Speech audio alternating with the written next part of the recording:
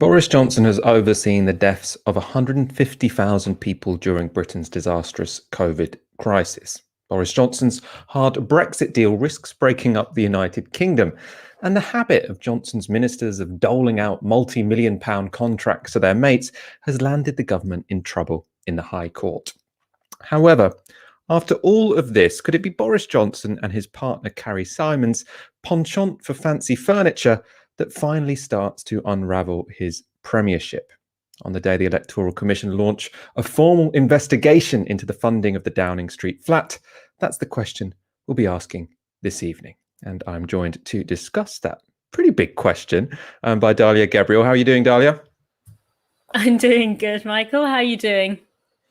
Very well. I kind of enjoyed PMQs for the first time in a long time today. It was a bit spicier than usual. So we are going to be going through some of that. A statement. I know. I feel ashamed to say that, but it was juicier than normal. Normally, I switch off after the first question. Now I feel obligated to watch some of this. You're probably the target audience. Yeah, you're probably the target. Like, if anyone's gonna enjoy it, it's gonna be you, Michael. That's the meanest thing you've ever said to me, Dalia. But we'll move on. Later in the show, I'm going to speak to journalist Amanda Ferguson about the resignation of Arlene Foster, and we'll also discuss the latest controversy surrounding Prince Andrew. It's another pretty outrageous one, I have to say. And to close the show, we'll take a look at a new low on the Joe Rogan show. As ever, do please tweet your comments on the hashtag Tysky. What do you think about the discussions we're having, the topics we're covering? Do let us know. Now, what do we know about Boris Johnson's flat refurbishment, and why is this particular topic causing so much controversy right now? Well, let's go through the first part of that question first. So what we know is that over the course of the pandemic, Boris Johnson and his partner Carrie Simons were spending tens of thousands of pounds doing up their Downing Street flat. We also know that at least £58,000 of that was spent by the Conservative Party towards that refurbishment. And this is the most crucial bit, probably. We know the Conservative Party themselves received £58,000 earmarked for the flat from businessman Lord Brownlow. Now, those are the facts as we understand them. Next, the controversy. Why is this controversial? Well, on the most basic level, every Prime Minister is entitled to a 30 grand grant to do up Downing Street. And the fact that Boris Johnson and Carrie Simons felt that this wasn't enough and that they'd have to seek outside funding says something about their distance from ordinary people, especially at a time when people are really struggling due to the COVID pandemic. More seriously than that, because that wasn't really a surprise to anyone, was it? The fact a businessman appears to have fronted the cost of the refurbishment raises questions about what they might have expected in return. Indeed, this is precisely why renovations of the Downing Street flat are normally publicly funded. We don't like the idea there could be a conflict of interest between a Prime Minister receiving gifts who is also making policy. Finally, and this is what's really got Boris Johnson into trouble, is the issue of transparency. Now, political donations are allowed, but they're supposed to be declared to the Electoral Commission within a set time period, and this donation wasn't. That's why this morning the Electoral Commission launched that investigation. Now, what has Boris Johnson said about all of this? Not very much. The statement he keeps falling back on is that he has now paid personally for the refurbishment. This, I suppose, would say these are now loans instead of donations. That would still need to be declared, so you still have issues there. The other issue, which he hasn't answered, is when he decided that he would pay these back. So from what I understand, he wasn't really planning to pay for this refurbishment until Sky started investigating. Then when the newspapers, when journalists started investigating, that's when he fronted the money. Did he originally intend to pay it back? It's very, very unclear. As I said, all of this is very unclear, but, well, unclear in terms of Boris Johnson won't ask any questions about it. I think we're building up quite a concrete picture as to what happened. Keir Starmer today at PMQs tried to pin Johnson down on these facts, though. Could he get anything from him other than, I have now paid for the refurbishment? Let's take a look. Who initially, and Prime Minister initially is the key word here, who initially paid for the redecoration of his Downing Street flat? Prime Minister. Mr. Speaker, when it comes to misleading Parliament, he may recollect that it was only a few weeks ago that he said that he didn't oppose this government, this country staying in the leaving the European Medicines Agency. The fact that he was then forced to retract and leaving the European Medicines Agency was absolutely invaluable for our vaccine rollout. And actually, it was just last week that he said that James Dyson. He said that James Dyson was a personal friend of mine. A fact that James Dyson was corrected in the newspaper this morning. As for the latest stuff that he's bringing up, he should know that I paid for Downing Street refurbishment personally, Mr. Speaker, and I contrast it. Any further declaration that I have to make, I will, if any, I will be advised upon by Lord Guide. But if he talks about housing costs, Mr. Speaker, then the people of this country can make their own decision in just 8 days' time. Because on average, Labour councils charge you £93 more in Band D, the Conservative councils, and Liberal Democrat councils charge you £120 more. That, I think, is the issue. That, I think, is the issue upon which the British people would like him to focus. So it was very clear what happened there. Keir Starmer knew that Boris Johnson was going to say, I've covered the cost of the flat renovation. And that's why he asked the question, who originally paid for the flat renovation? Who originally paid for it? He asked that in a very clear way. And Boris Johnson basically ignored the question and changed the subject. That will be a running theme because Starmer had another go. Let's take a look at what happened next at PMQs. Mr. Speaker, normally when people don't want to incriminate themselves, they go no comment. Let me ask this. Let's explore this a bit further, Prime Minister. Let's ask it a different way. Either, this is the initial invoice, Prime Minister, initial invoice, either the taxpayer paid the initial invoice, or it was the Conservative Party, or it was a private donor, or it was the Prime Minister. So I'm making it easy for the Prime Minister. It's now multiple choice. There are only 4 options. It should be easier than finding the chatty rat, Mr. Speaker. So I ask the Prime Minister again, who paid the initial invoice, Prime Minister, for the redecoration of the Prime Minister's flat, the initial invoice? Prime Minister. Mr. Speaker, I've given him the answer, and the answer is I have covered the costs, and I think most people will find it absolutely bizarre. And of course, there's an Electoral Commission investigating this, and I can tell him that I've conformed in full with the Code of Conduct, with ministerial code, and officials who have been have been advising me throughout this whole thing. But I think people will think it absolutely bizarre that he is focusing on this issue. When what people want to know is what plans the Labour government might have to improve the life of people in this country. And let me tell you, if he talks about housing again, we're helping people on the house. I'd rather not spend taxpayers' money, by the way, like the last Labour government, who spent £500,000 of taxpayers' money on the Downing Street flat. I'd rather, yes, they did, tarting it up. I would much rather help people get on the property ladder, and it's this Conservative government that has built 244,000 homes in the last year, which is a record over 30 years. This is a government that gets on with delivering on the people's priorities while he continually raises, I think, issues that most people would find irrelevant to their concerns. So again, a very, very specific question, a multiple choice question, in fact. And again, Boris Johnson changes the subject. Just for some context there, Boris Johnson did mention the Blair and Brown government spent all of this money. They spent more money than me. They were in government for more time than him. I'm pretty sure what he's referencing there is the fact that the Labour prime ministers between 1997 and 2010 used up most of that grant that you get per year, the 30k grant that any prime minister gets to do up Downing Street. So essentially, they did what they were allowed. Boris Johnson seems to have done what he wasn't allowed. That's the difference. Now, I'm going to skip a couple of questions because it does get a little bit repetitive. You can imagine Keir Starmer asking that very specific question, Boris Johnson changing the subject.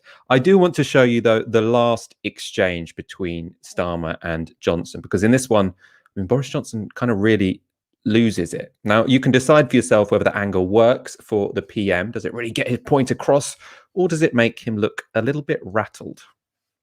Mr. Speaker, don't the British people deserve a Prime Minister they can trust and a government that isn't mired in sleaze, cronyism and scandal? Mr. Speaker, last week he came to this chamber and he attacked me for talking to James Dyson about ventilators, where we're now sending ventilators to help the people of India. And the following day, Mr. Speaker, the Labour front bench said that any Prime Minister in my position would have done exactly the same thing. It wasn't only a few months ago that they were actually attacking Kate Bingham, saying she was a crony when she helped to set up the vaccine task force that delivered millions of vaccines for the people of this country, Mr. Speaker, and helping us to get out of the pandemic. This is a government that is getting on with delivering on the people's priorities. We're rolling out many more nurses, 10,000 more nurses in the NHS now than there were this time last year, 8,771 more police officers on our streets now than there were when I was elected, including tougher sentences, Mr. Speaker, for serious sexual and violent criminals, which he opposed, Mr. Speaker. We're getting on, and by the way, I forgot to mention it. Last night, our friends in the European Union voted to approve our Brexit deal, which he opposed. Which enables us not just to take back control of our borders, Mr. Speaker, but to deliver free, which it does, which he fervently opposed, enabling us, amongst other things, to deal with such threats as the European Super League, Mr. Speaker, but it enables us to deliver free ports in places like Teesside, and above all, taking back control of our country has allowed us to deliver the fastest vaccine rollout in Europe, as he well knows, Mr. Speaker, which would not have been possible if we'd stayed in the European Medicines Agency, which he voted for. Mr. Speaker, week after week, the people of this country can see the difference between a Labour Party that twists and turns with the wind, that thinks of nothing except playing political games, whereas this party gets on with delivering on the people's priorities, and I hope that people will vote Conservative on May the 6th. So very heated. Don't worry, that's the last clip I'm going to show you of Keir Starmer and Boris Johnson. No more dud gags, and no more of that bullshit, really. Dalia, I want your thoughts on this controversy. And first of all, I suppose, what did you make of that exchange at PMQs? Was that Boris Johnson coming out fighting and, showing that he cares about the issues that the public cares about? Or was that him looking, rattled? He's normally quite relaxed in those situations. Was the fact he got so angry and pointy showing that, there's a real issue he's worried about here? I mean, I think that it was probably the best kind of performance he could have done, given, just how kind of egregious and how much the press is sort of turning on him. And I think, that question of, is this going to have an impact on the public? It's very difficult to say, because Boris Johnson is Teflon. And if the public does care, it won't be because this is necessarily worse than anything that he's already done, but it will be because the public are being encouraged or allowed to care by the press. So we're seeing, some kind of dissent amongst sections of the right-wing press who probably feel that, a genuine threat like Corbynism or something is far away enough that they can go back to sort of this power play of picking their guy in the White House in Downing Street. But I also think that Teflon ability, to kind of persevere and retain his popularity throughout crisis after crisis is part of that cult of personality that Johnson has cultivated, where he was basically able to sort of caricature himself as, old money, Eton educated figure, harking back to the colonial era. And it allows him to be unaccountable because it allows him to be egregious in plain sight. And that was obviously, partly cultivated by the media. So there's a kind of contradiction that's emerging between that and the media going after him now. But this is, I think, and, to kind of come back out of this, to look at this as such a kind of explicit toffiness. I think that the thing that is grabbing the headlines is, Carrie Symonds referring to John Lewis as if it's kind of low class tat or whatever. And the key, what is key to what this is telling me is that, this is the effective face of right-wing governance right now. In this book that I recently co-authored with a bunch of amazing scholars, Empire's Endgame, we talk about this uncanny rise of the buffoonish leader as the new face of sort of right-wing governance. And we see it in Boris's like disheveled hair, his sort of so-called gaffes, the brazenness with which he conducts himself, and his complete disinterest in respectability. We saw similarly in Donald Trump. We see similarly in Modi and Duterte. This kind of very clownish model of right-wing authoritarianism, essentially, that's very different to the conservatism of Theresa May and David Cameron, as destructive as those forms of conservatism were. And that buffoonish, that cultivation of buffoonishness, it's effective because it kind of captures or signals this dissatisfaction with politics as usual, with slick politics where people feel like they're kind of being conned or lied to or disrespected. But it allows him to kind of present, which is almost what Keir Starmer represents. It allows him to kind of present himself as this outsider to, the political and economic upper class, despite the fact that he's been like marinated in and, reared by that very upper class. But by cultivating that buffoonishness, that disruptiveness, it creates this like strange affinity with the public where there is no actual affinity. And that when you read these kind of egregious examples of that caricature that he's cultivated for himself, I think that it doesn't stick as much because of this broader context of the grounds on which he was able to cultivate popularity. And it sort of, not only does that recklessness, I think, embody our desire to kind of just throw a brick into the wall of the establishment as we perceive it, but, I think people accept that level of recklessness because it feels more authentic than the kind of politics that Keir Starmer represents. And, it on some kind of like psychic level, psychological level, it speaks to our desire to sort of destroy or disrupt this incredibly dysfunctional system. But, so what is interesting here and what we might ask is, how come these moments where, as I said, Carrie Simmons is talking about John Lewis as if it's like cheap tat, it both does and doesn't cut through. So it makes people flinch, but it doesn't make them revolt. Does it make them regret voting for him? Do they feel that, well, at least I'm getting what I voted for. At least it was explicit. At least it was authentic. But what I don't understand, and this is why I'm not sure if this is going to read with the public, if this is going to kind of have an effect on public opinion, is that if, the recklessness and lack of discipline that on one level has its appeal, especially in the context of Brexit and, that whole election where, it felt like he was defending a brick being thrown into the establishment. But how that has managed to maintain its appeal at the time of a pandemic, in which a desire to go back to like a predictable and stable normal is at least temporarily heightened and preferred. And that's where I feel like this might not cut through, because if it has withstood and survived that, then I think it can survive this. But not to kind of drag on too much, but I think that another reason why he's going to survive this is because that buffoonishness has this incredible power. It generates this expectation of neglect, of chaos, of unaccountability. You can't expect accountability or rationality from a buffoon, from someone that who has lowered those expectations so deeply. And in lowering those expectations, Johnson has been able to have this space to create an entirely avoidable situation where, we have the highest number of deaths in Europe, where so many people's lives have been touched negatively by his recklessness. But for that situation to be perceived as unavoidable. So, it's almost like, how can we expect something better from someone who is not capable? How can we expect something other than pretentiousness, toughness from someone who mobilized that very pretentious toughness to get elected? And maybe those aren't good things, but at least we're not being fooled or taken for a ride. And it kind of reminded me a lot of, when we were on the doorstep and when we would talk about, the threat that the Tories represent to the NHS, and how Corbyn has this program, much of which was highly achievable. It wasn't that radical at all. It was a very standard social democratic manifesto.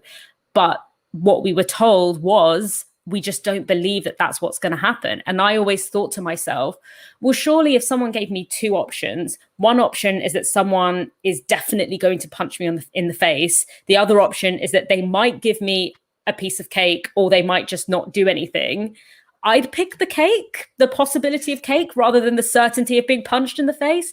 And yet so many people in the election, from chatting on the doorstep, where people seemed very aware of the threat that the Tories represented to the NHS, to things that they hold dear, they picked the punch in the face. So should I, this is why I think the standard that he set and the model of that buffoonish authority has in a sense made him resilient to these kinds of scandals. I don't know if that makes sense. But I think there's a lot to that, Dalia. I mean, you're talking about cake. I mean, Boris Johnson does promise people cake as well as punching them in the face. Let's go to a few comments. A big £50 super chat. Thank you very much from the Black Angel. Shalendra Singh with a £5. There is something profoundly elegaic about this moment in British post-imperial history. A serving PM selling his soul for tawdry soft furnishings. I like that. Great comment. Folk music, I like. Tweets on the hashtag Tysky Sour. Obviously, Johnson isn't answering reasonable questions, but what the hell is the speaker's role in this? Shouldn't he intervene to insist the questions be answered? It's a very good question. Sometimes he does do that. Sometimes he says in the middle of those exchanges, look, this is Prime Minister's questions. You should be answering the question, not going on a big, long attack at the Labour Party. But maybe he was, not feeling so proactive today.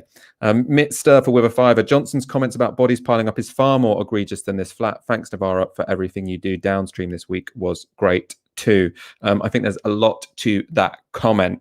I think probably it's going to be more visceral for people, the comment about bodies piling up. I think the real damaging thing for Boris Johnson is his handling of the COVID pandemic. For me, that's the one thing that is most visceral, that people in the public feel strongly about for very good reason, probably more so than this flat. For me, the flat seems more like an unforced error. It makes you question his judgment. Why would you need to do this when you could have just accepted the 30 grand, had slightly less plush furnishings, and not put the integrity of the Prime Minister's office in doubt? It just seems unforced to me. Anyway, we've been discussing whether or not this is going to cause serious damage to Boris Johnson. Too early to say. One thing we can be certain about is that it's causing a bit of a distraction that Boris's ministers are not particularly appreciating. Matt Hancock today at a Downing Street press conference wanted to lead with the news that Britain has ordered 60 million extra Pfizer jabs for this autumn, but he found himself very frustrated when all he was asked about was Boris Johnson's flat. If a serving government minister is found to have broken the rules on party funding or even law, should they resign? Well, thanks very much. I know that the Prime Minister answered lots of questions about this in the House of Commons earlier. And given that this is a coronavirus press conference, you won't be surprised that I'm not going to add to the answers the Prime Minister's already given to very extensive questioning. Thanks. Next question is Christian Gurumurthy. Last year, Amanda Milling threatened to abolish the Electoral Commission if it didn't do the job that ministers wanted it to. As it now investigates the Prime Minister and the Conservative Party, is it doing so with that threat still hanging over it? So I'll answer the first question and then ask JVT to answer the second question. And I think we'll give the third one a miss. As a former culture secretary, you championed the rights of the free press and the fourth estate to ask difficult questions. Yet this evening, you haven't engaged with those questions from Chris or from Laura around Tory sleaze. Now, what's the point of us being able to ask difficult questions if you're not going to engage with them? Thanks. Well, on the last one, the point of the press conference is the incredibly important progress that we're making about coronavirus, which is without doubt the most important thing facing the country. And if you've listened to the answers, I'm sure you have, from Dr. Kanani and Professor Van Tam, you'll have had one of the most illuminating descriptions of where we're up to scientifically and operationally and clinically that is available. And I'm very, very grateful to the incredible capability of the people who support me as a minister. And as I say, it is important that there are questions, and there were endless questions in the House of Commons earlier on some of the issues that you raised, and you'll have seen the appointment of Lord Gate earlier. But you've also got to concentrate on the on the big things that really matter. So Matt Hancock there, just like Boris Johnson at Prime Minister's Questions, refusing to engage directly with the question. To be honest, I can also see why, because anyone who has attempted to directly justify Boris Johnson's behaviour when it comes to this flat has come out looking, I mean, like an absolute mug. I mean, really bad. There's no way you can defend this without looking terrible. I've got 3 examples for you of people who tried. The first one is from a friend of Carrie Simons who was speaking to the Daily Mail. So this friend said, the makeover is appropriate for a building of such huge importance. Carrie has exquisite taste. It is classic, stunning, stylish and chic. She should be congratulated, not criticised. Now, no one gets to go in the flat other than the Prime Minister and his partner. So this idea that we're supposed to be really appreciative that they've spent a lot of money from a businessman and potentially, you know, put the integrity of the Prime Minister's office in question. I mean, although it kind of already was, wasn't it? That we're supposed to be appreciative, because the sofa looked great. I mean, I don't know what planet this person lives on. In terms of what planets people live on, the next one's even worse, actually. The next is Sarah Vine. She is a Daily Mail columnist and wife of Michael Gove. Here she is speaking to Radio 4 this morning. The thing about the whole number 10 refurbishment thing is that the Prime Minister can't be expected to live in a skip. He has to live in at a certain, you know, to a certain standard. And the problem with all of these political things like this is that no one is ever prepared to bite the bullet.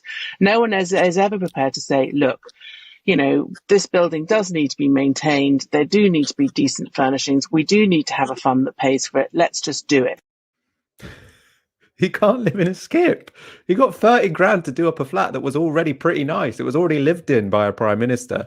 They spent 800 quid on each roll of wallpaper. So the idea that the alternative would be a skip is a bit much. That's also the kind of comment from an outrider that you'd think, oh, they have nothing to do with the government. So, you know, this is just someone chatting shit. You shouldn't really associate that with the people they're talking about, the actions they're justifying. She's married to Michael Gove. So, I mean, this is someone with close connections to the story at hand here.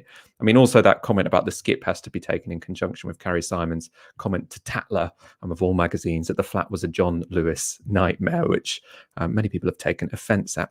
My final example of someone making a fool of themselves defending this sorry state of affairs is Nadine Dorries, who's a health minister, and she doesn't understand how corruption works. So, quote tweeting, question from Andrew Pearce, who's a Daily Mail journalist, about the money that went on the flat. Nadine Dorries says, you can legitimately ask, was taxpayers' money used? Beyond that, it's absolutely none of your business. And the answer, of course, is no. So when it comes to how the Prime Minister paid for the flat, unless it was taxpayers' money, it's nobody's business. Now, I don't know if she's, you know, playing stupid or if she just is, because the point of corruption, where this is something that we're concerned about, is not that it's necessarily going to be taxpayers' money on the line, although obviously when it comes to cash for favours it often seems to be, but it's more that you can buy access to the government and then ultimately you get contracts, right? So taxpayers' money will be going out thanks to this, and actually way more than the cost of a refurbishment, because you give £58,000 for a refurbishment, who knows how many billions of pounds you might get to produce masks that don't particularly work. Anyway, this is a government minister, and this is, I suppose, the status of their arguments when it comes to this. Finally, let's quickly go through the issue of what is going to happen next. Dalia's talked a lot about whether or not there will be consequences here in terms of public opinion. I think that's still up in the air. It's kind of too early to say, really. When it comes to what the formal investigations will imply, so the first is the one by the Electoral Commission. As I said, there are a number of investigations. The first is the Electoral Commission. This is a genuinely independent body, so it's not particularly toothless, and they decide if a law has been broken. We can look at their statement from today. We have been in contact with the Conservative Party since late March and have conducted an assessment of the information they have provided us. We are now satisfied that there are reasonable grounds to suspect that an offence or offences may have occurred. We will therefore continue this work as a formal investigation to establish whether this is the case. The investigation will determine whether any transactions relating to the works on 11 Downing Street fall within the regime regulated by the Commission and whether such funding was reported as required. So you can see there the Electoral Commission, that investigation should have some teeth there, questioning whether the law was broken, but that's an investigation into the Conservative Party, not the Prime Minister per se. The maximum sanction they can impose is a £20,000 fine. They don't get to decide if a Prime Minister should resign. The other type of investigation is into whether or not Boris Johnson broke the ministerial code. So this isn't about the law, this is about a code that ministers are supposed to follow. If they break it, they're supposed to resign. So this could have more bite. The problem here is we expect that to be run by an independent advisor, or a so-called independent advisor on ministerial standards, who just so happened to be employed today by Boris Johnson. Downing Street has also made it clear that even if this person they employed today to run the investigation finds Boris Johnson guilty, Boris Johnson will retain the right to overrule him, which led to this quite entertaining headline in the Mirror today. Boris Johnson will decide himself if he broke rules over flat refurbishments. There will also be one more investigation as to whether or not he broke MP codes. So did he live up to the standards of an MP? That has an independent investigator who, again, could, they could genuinely be independent. I don't think they're employed by Boris Johnson. She's called Catherine Stone, the Parliamentary Standards Commissioner.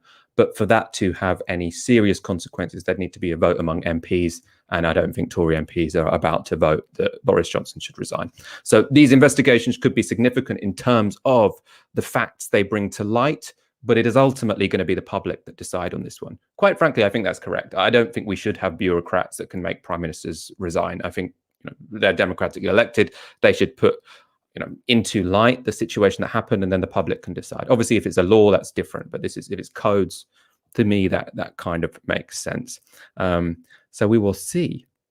Let's go straight on to our next story, because we have a guest waiting, and this section is I mean, there was so much meaty content in here, but we will be coming back to this story very soon. Just a couple of comments before we move on. Nick Hook with a fiver. Jonathan Pye does waving, fluster and righteous anger far better, though Boris is inadvertently amusing in that mode. Yeah, sadly. Adam Kozlicki with a fiver. The reason the flat is so key is that it's the first time finally that something can be directly pinned on Johnson rather than just a minister. I do think that is important, and it does raise questions about his judgment. And Simon Garrett with a tenner. Just a quick shout out for Unite members and workers at the Kraft Dow Egberts factory in Banbury, who will be protesting on Saturday against a callous fire and rehire policy.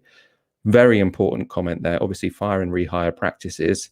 I quite hadn't realised the extent of the freedom that bosses have to do this until we spoke to engineers with British Gas. A complete disgrace when it comes to the law in Britain, when it comes to the relationship between bosses and workers. If you haven't already, do like the stream. We're going to go on to our next story.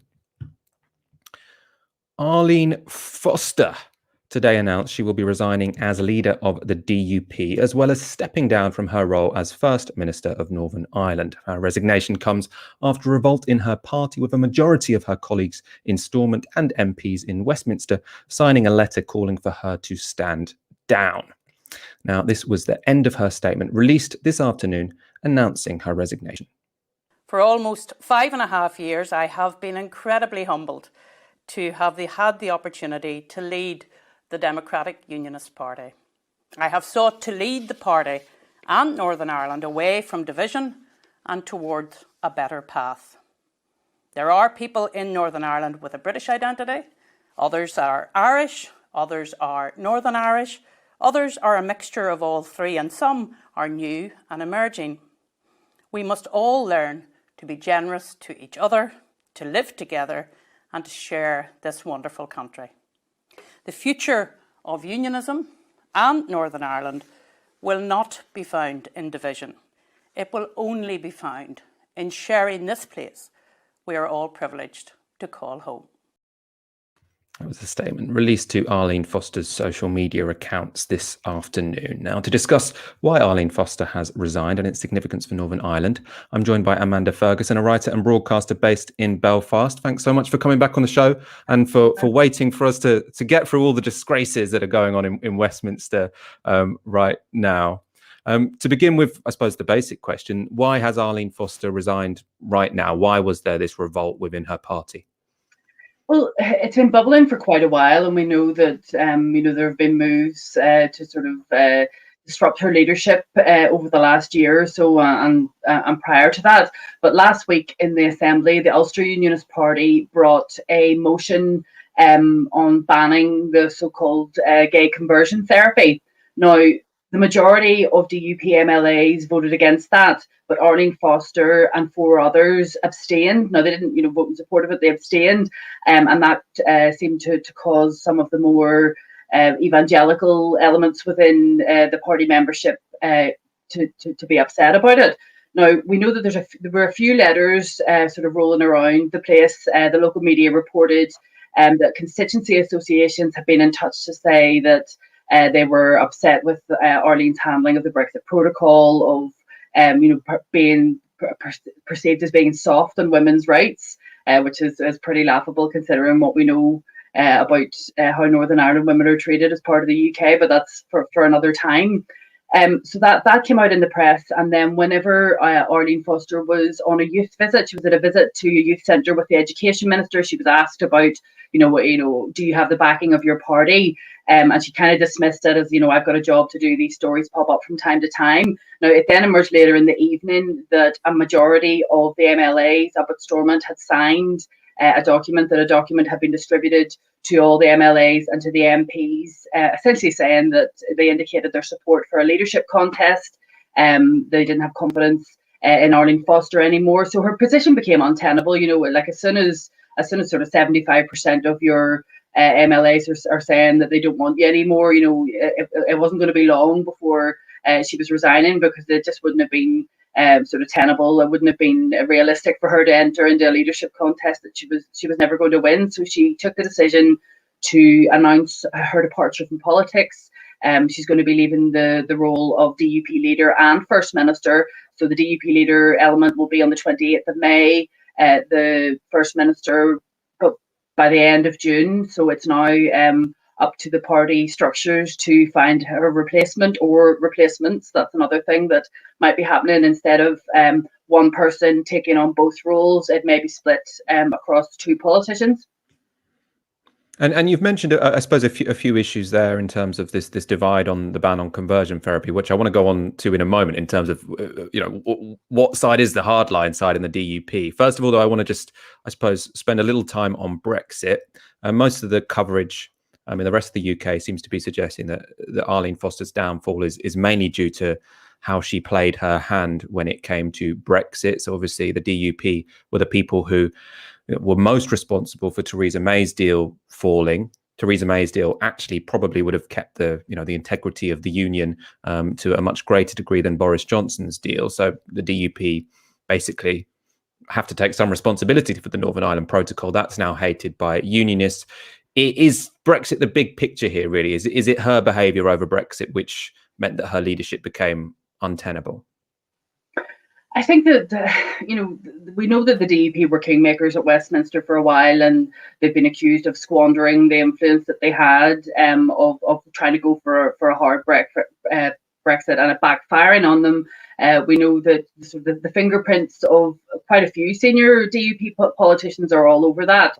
They reject the idea that Brexit is the problem. They just say it's the protocol that is the problem. And I think that what we've seen is support ebbing away among grassroots. Perhaps the more hardline elements would be drawn to Jim Allister's traditional unionist voice, and perhaps the more moderate elements of support would be maybe going away to the Alliance Party or maybe to the Ulster Unionist Party. It's hard to tell, but certainly it's a contributing factor. It's been a very turbulent tenure. She's been in post for 5.5 years.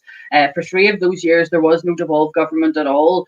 We know that, the Stormont was restored in January of 2020, and then by March, everybody was in lockdown and the focus was on COVID. And then there's the disruptive relationship between the DUP and Sinn Féin at the top of government. But certainly I would also add in that I think that there is more than a hint of misogyny around all of this, considering that the 2 previous leaders of the Democratic Unionist Party would have been involved in pretty controversial episodes in their time. They seem to have lasted a lot longer than perhaps Arlene has. And it was interesting to note in her statement today that she mentioned misogyny. She mentioned the abuse that women in public places face, including politicians, including pretty much anybody with an opinion, journalists, whoever else.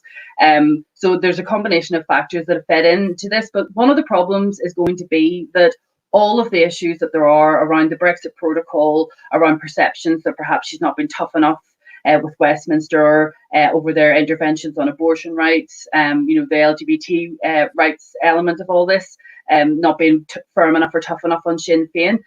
They're not really in the control of the DUP leader to sort of fix those things, and all of the grievances that have been there previously will just be waiting for whoever takes over from her. I mean, are the DUP in a kind of crisis that they're going to struggle to get out of? I know there are elections to Stormont next year. Is it possible that Sinn Féin become the largest party, and so the next First Minister, well, not the next one, because the next First Minister will be whoever replaces Arlene Foster as leader, but the First Minister after the next elections will be from Sinn Féin. Is that a possibility, and what would be the implications there for Northern Irish politics?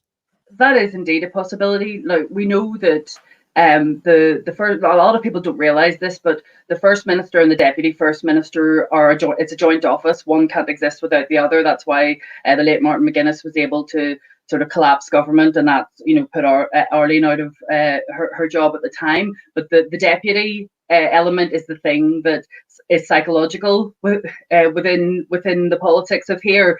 So the DUP often fight elections on vote for us or it'll be a Sinn Féin First Minister. Now Northern Ireland's demographics are changing, the political landscape is changing.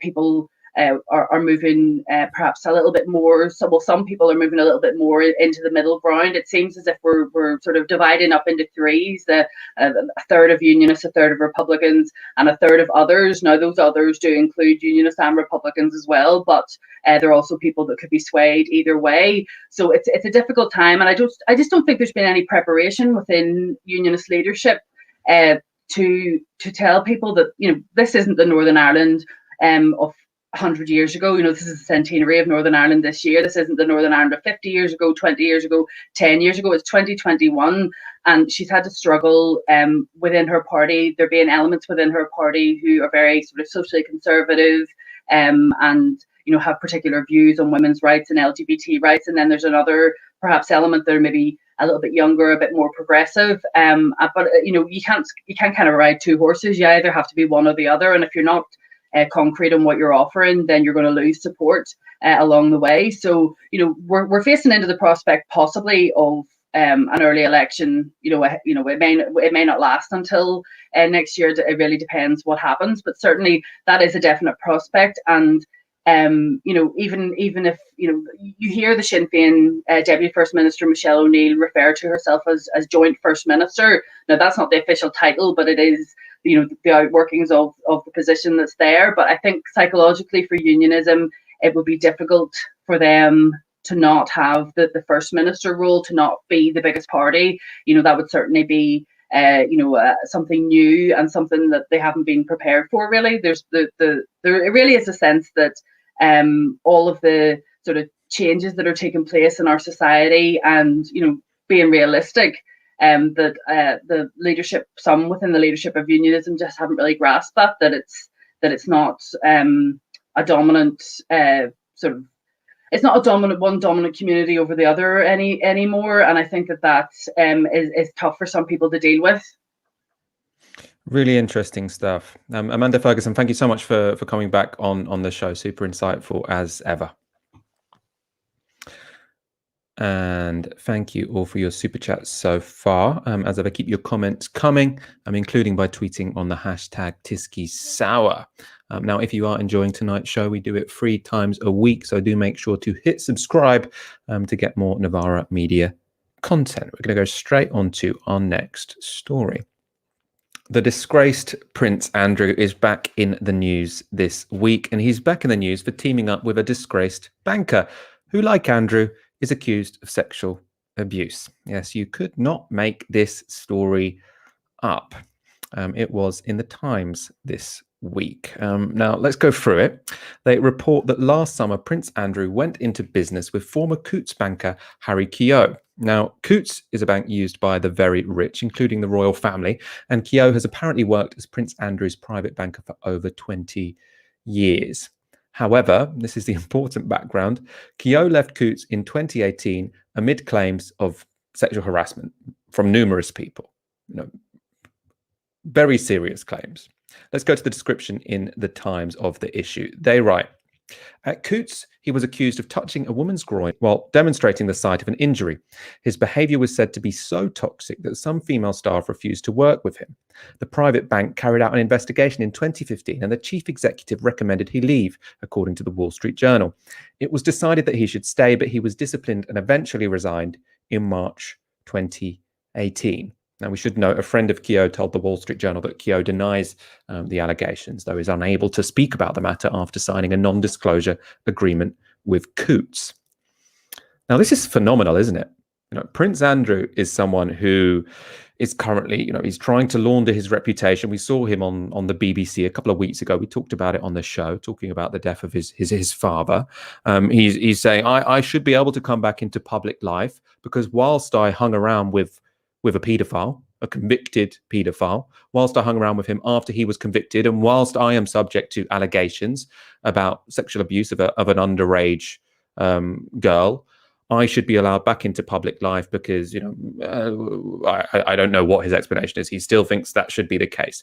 While he is trying to reestablish his reputation, he goes and starts a firm, a business with someone else who has had to leave their job because of very, very widespread, credible allegations of sexual abuse. I mean, what is this guy thinking? It's, as I say, you could not make this stuff up. The article has some defenses of all of it. None of them are very good, but let's go through them. So on the association with Keogh, the Times explain that the source, or a source close to the Duke, said the allegations against Keogh don't appear to have been subject to any investigation by law enforcement or independent third parties, and nor have they been tested by due process in a court of law. So saying it's all fine. None of this was investigated by the police. It was only investigated by his workplace where multiple people complained about sexual harassment and he ended up having to leave. Right. It's also similar to Andrew's defense, although one of the reasons he hasn't been questioned by law enforcement is because he's refusing to go over to America, which says a lot about his integrity. Let's look at what the company does, which is, I mean, not quite as shocking as both of their histories when it comes to sexual abuse, but still unsavory. Let's say. The company, what it was planning to do was to be a vehicle to allow Prince Andrew to secretly invest his money. Ultimately, it was supposed to serve as a trust fund for his daughters. Some of the facts about this company, as well as that he was teaming up with an alleged sexual harasser. So first of all, what it would be called. This is funny. So first, we're told the new venture is named Lincels, after the 18th century battle against the French, in which the British were commanded by the Duke of York. Now, I love this because, I mean, it tells you so much about Prince Andrew's self-perception and the reality. His self-perception is he is someone who's leading troops into battle. He is a really significant guy who's sacrificing for his country and leading men. When in reality, what he's doing is setting up a very secretive company with a fellow alleged sexual harasser to, I mean, looks like, basically hide his money. Now I'm saying hide his money. Let's go on to the nature of this company, the structure of this company, because we are told it was set up as an unlimited company. And this means that it is not required to file accounts with Companies House or report its profits or income. That's, in fact, why people set up these unlimited companies, because they want to be shrouded in secrecy. The flip side, why you might say, why doesn't everyone set up an unlimited company? No one wants to be transparent. The reason is there are some downsides, which is that in a limited company, which is a limited liability company, if you get into lots of debt, that debt doesn't accrue to you personally. If you're a director, it accrues to the company. So the company goes bankrupt. That doesn't mean you necessarily will. In an unlimited company, if the company goes bankrupt, you go bankrupt. There's no limited liability. But the upside is that you get to keep it all secret.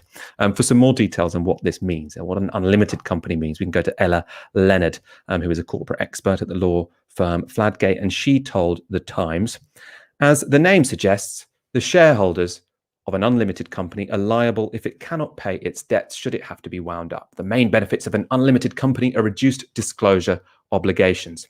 Unlimited companies are usually exempt from delivering annual accounts to Companies House and filing notifications that new shares have been issued, as well as having some greater flexibility in returning invested cash to shareholders. It is fair to say that we do not come across unlimited companies that often precisely because of the shareholder liability point, and so there must be a very specific reason for using one. It's worth noting David Cameron, currently embroiled in the Green Seal scandal, also controls one of these secretive companies, as does Andrew Mills, who is a former government advisor, who last year brokered a PPE deal with the government worth £250 million. Who are the people that govern us? This is so depressing. Dalia, I need your comments on all of this. I want to bring you in, both on, Prince Andrew setting up a company with someone who is also subject to serious allegations of sexual abuse, and then setting up a company which seems to purely be to keep his investments secret. What can you say about this? Yeah, the question is, why do we allow these things? But we don't have that much of a choice, do we? The whole point of being a royal is that you literally answer to no one, and nobody encapsulates that better than Prince Andrew. And I actually looked this up. So the monarch, so in this case, the Queen, can't actually ever be arrested or prosecuted for anything because of sovereign immunity. And no other member of the royal family can be arrested if they are in her presence or within the surroundings of a royal palace. In 2002, Princess Anne was fined £500 and had to pay compensation to a family when her dog attacked a child.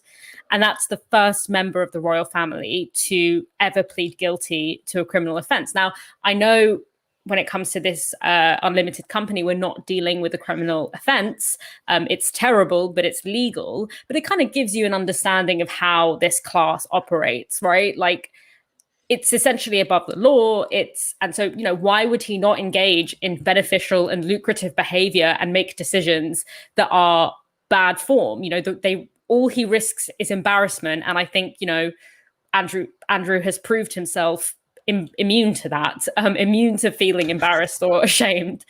So, when we create a system of people who are almost by definition unaccountable, then we can't really act surprised when they behave in a messy way. But I think for me, and trying to follow the money of rich people or understand why they do, like what kind of company is for what and all of that, it's like it makes me feel, it gives me a stomach ulcer because it's deliberately difficult to understand, right? But what stood out for me here was, the fact that once again, we see this like embeddedness of shadow finance, of shadow banking in the operation of our economic and political systems. The whole point of this company that he set up is to be able to move money around, to invest without any kind of public scrutiny, without any scrutiny by regulatory bodies.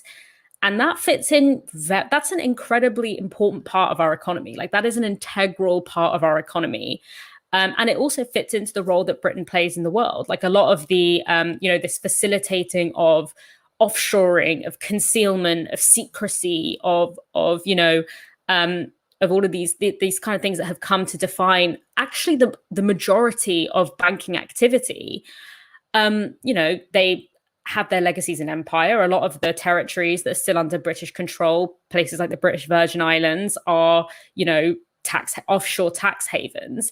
And a lot of global financial markets operate in that unregulated space, which relies on secrecy, informality, untraceability. So that is the norm. It's not the exception. And I think, can we even call it corruption when that is actually the backbone of how our economic system is set up? When you look at the concept of an unlimited company, the only person who's going to set up an unlimited company is someone who's rich enough to be liable in the case of, bankruptcy. So it is literally a mechanism that is exclusively for only the very, very, very rich to evade any kind of public scrutiny or transparency. And so I think we actually miss a trick when we talk about this. And I actually, think the same thing about how we talk about Tory chumocracy and, even calling it corruption. I think that you can't call something corruption when it is the embedded logic of the state and the economic system. So I think we miss a trick, actually, when we act as if Andrew, in this particular case, is doing something particularly egregious, because actually this kind of behavior represents the majority of financial activity. So the question isn't, why do we let it happen in the case of Andrew? The question is, why do we let it happen at all, in my view? I mean, one thing Prince Andrew is, I take your point, it might not be particularly or exceptionally egregious, but I think he is exceptionally incompetent. So I used the past tense in some of that, the first part of that segment, because it turns out that after taking the reputational hit of setting up a company with an alleged sexual harasser, this firm, named after a Duke of York, a previous Duke of York, or a battle that a previous Duke of York fought in, it has never, in fact, channeled any of Prince Andrew's investments. This was a story in the Telegraph which suggests that after making this very, very secretive company with this very, very dodgy guy, Prince Andrew was told this would be inappropriate, and so it has never made any investment. So he's taken this hit, and it's flopped. So the Telegraph write, the Duke was advised that while such ventures are fairly standard for ultra high net worth individuals, they were not appropriate for a member of the royal family. As such, the company was abandoned and has never been used. I suppose that this is a guy who thought that a good defense was that he was eating at Pizza Express when he was asked about a picture of him with an underage girl who had accused him of sexual abuse. So, the fact that he starts a company without having thought, oh, maybe it look a bit dodgy if I do this, and then having to shut it down before it does anything is not particularly surprising. I do want to return to one thing in this Times piece as well, because it is worth pointing out this isn't the only project Andrew has had to abandon. Now, giving background to another man who was involved in the Duke's unlimited company, the Times wrote, Linsell's sole director is Dominic Hampshire, the secretary of the Quad Centenary Club, which was set up to raise funds for the Royal Blackheath Golf Club in London, and which counts the Duke as its chairman. Hampshire, who describes himself as a golf professional on Compass House filings, was also involved in the Duke of York Young Champions Trophy, a golf tournament for under-18s, which was axed after the Epstein scandal.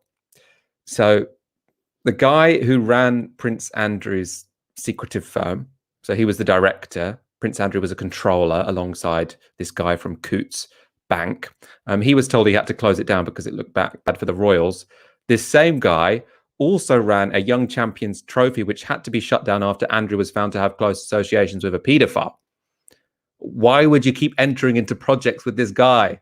The first one you have to shut down because he's been hanging out with a pedo, and this is a competition for young people. The second time you agreed to be the director of this unlimited company, which is going to be investing his money for his kids, which then has to be shut down because Prince Andrew was such an idiot. He didn't ask anyone who would tell him that actually, if you're in this, quite delicate constitutional arrangement where the royals are trying to retain their legitimacy, you probably shouldn't set up secretive companies, as if you're just any old international financier who wasn't paid for by the taxpayer.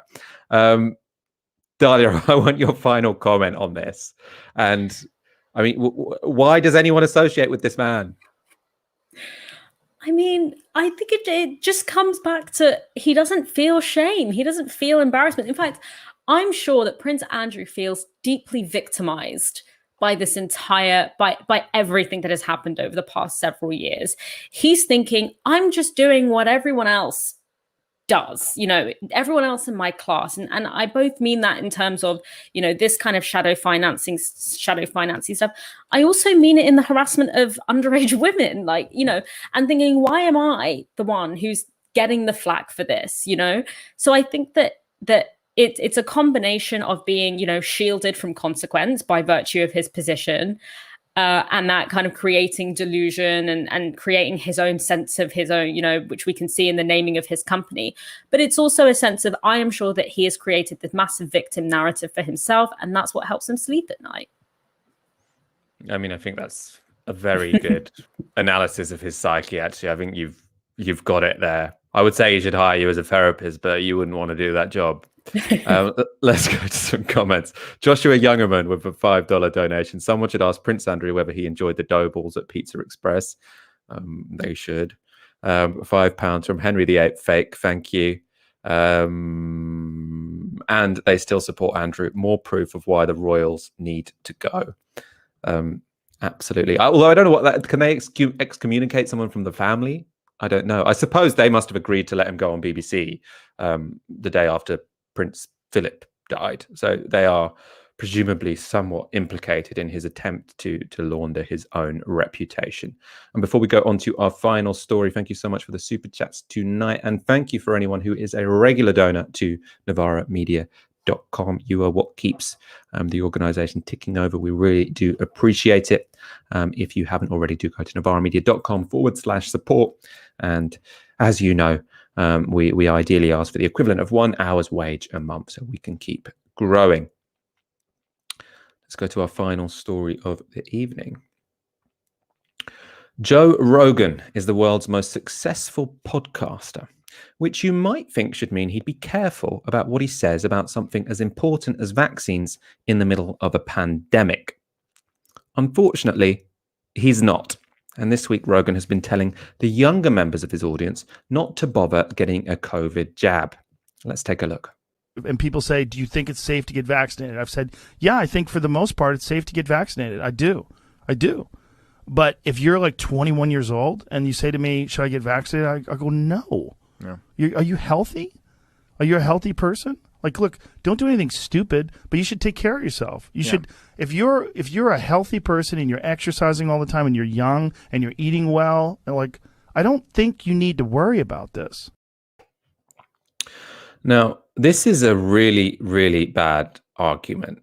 And it's a really bad argument for a simple reason, which is that getting vaccinated isn't just about you.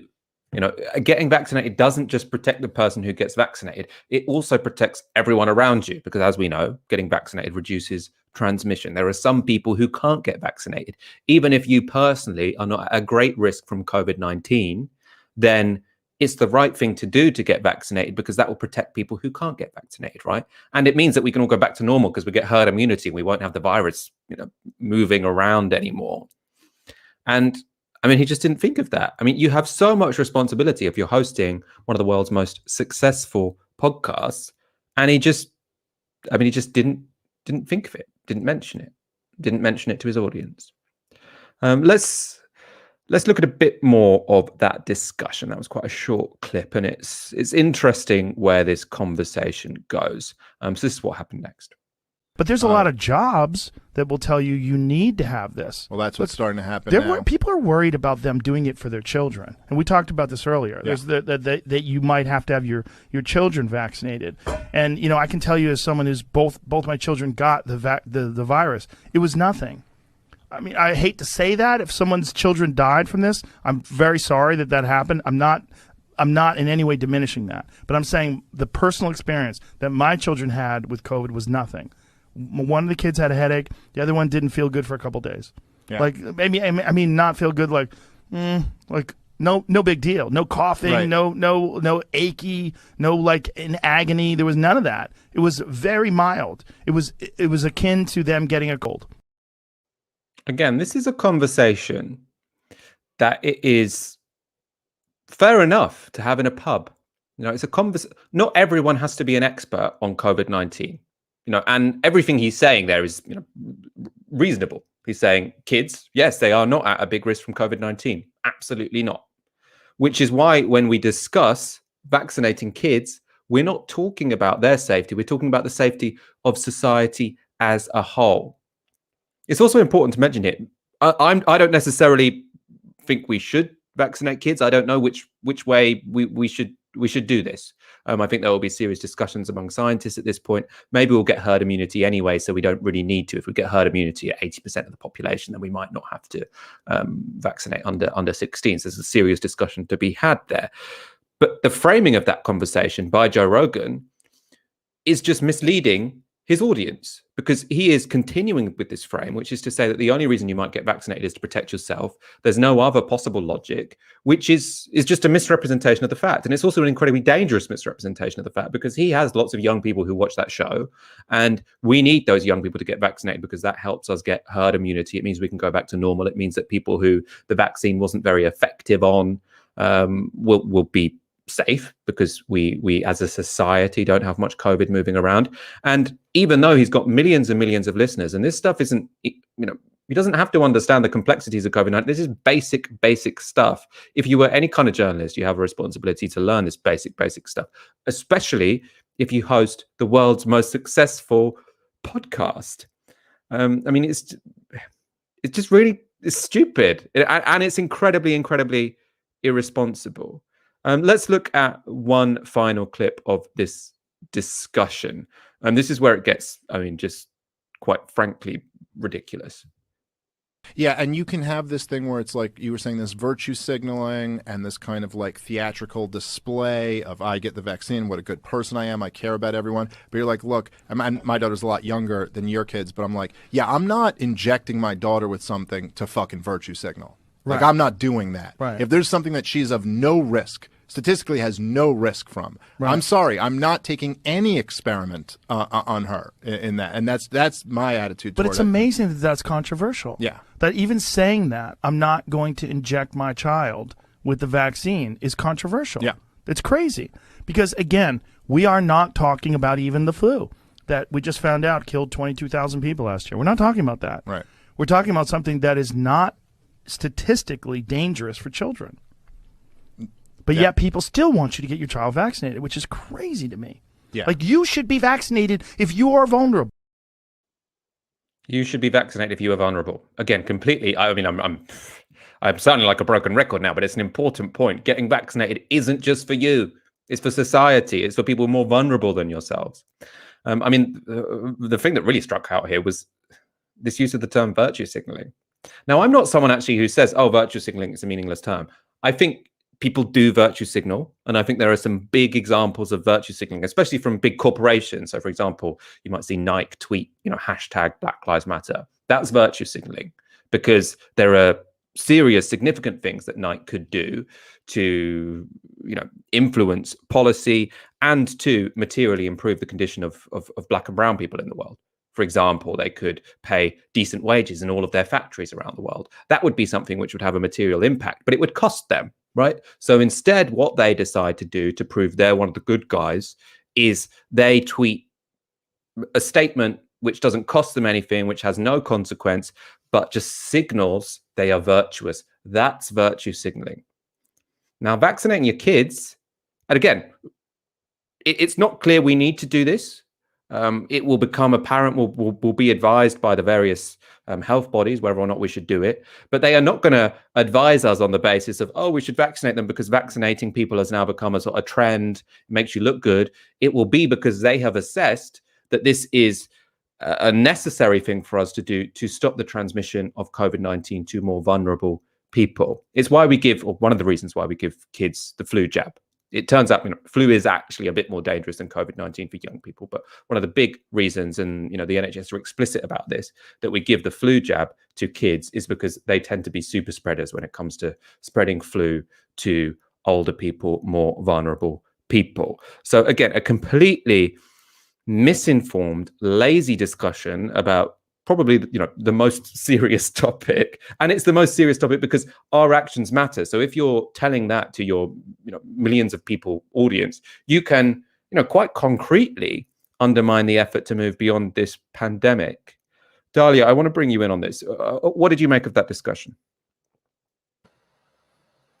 I mean, are these people trying to keep me locked in my house forever? Like, I'm so mad. It's just let me be released and stop slowing it down with this idiocy. Obviously, entirely egregious, completely scientifically illiterate, not only the idea that, you know, the only reason you get vaccinated is for yourself, as you've noticed, but also firstly that whole idea of that exercising a lot can help you prevent getting impacts from COVID, like negative impacts from COVID, can stop you transmitting COVID.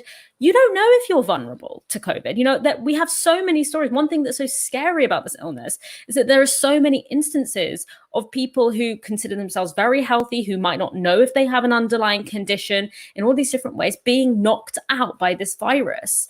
And not to mention, and I feel that, you know, I need to walk around with these discussions with a megaphone just screaming long COVID, because this is always so missing from the conversation. We think, okay, coronavirus, the impact of it is either, you know, you have mild symptoms, or you even have, you know, a really bad flu, or you're in the ICU. There's a huge number of people who sit in the middle of that, who have long COVID or have these unknown long-term effects from coronavirus. You know, we still are, that data is still emerging on what the possible long-term effects can be, even if you make it through the initial illness completely fine. And I think this is partly to do with the fact that in general, our society doesn't really know how to talk about or engage with chronic illness. Like, we just don't see it in our understanding of what it means to be unwell.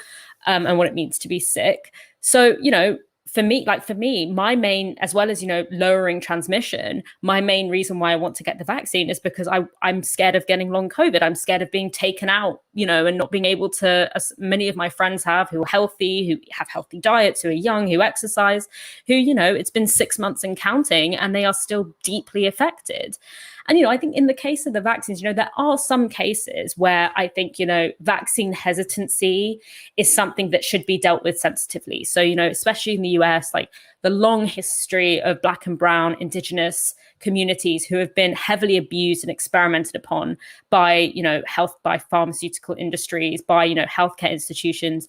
Vaccine hesitancy in those communities, you know, I don't think it should be dismissed. I think it should be engaged with carefully, and that kind of understanding that a lot of trust needs to be rebuilt there is definitely, you know, so there's not all cases. This case, absolutely egregious, absolutely irresponsible. And also, but it also reflects, and I think I talked about this at the very beginning of the pandemic when we had this whole culture war emerging out of masks, the whole, you know, when they tried to make masks into a culture war. And it's this idea of, you know, it's my liberty, it's my freedom to not wear a mask if I don't want to, or if I'm not scared. And it's, again, this whole idea of this conception of freedom, this conception of liberty, this conception of being in society that is so individualized. This mentality of I don't owe anything to anyone. The mobility of vulnerable people is irrelevant to me. If I'm not vulnerable, I'm not accountable for making the world a better place for people who are vulnerable for whatever reason. Or that my individual behavior is only relevant insofar as it has consequences for me as an individual.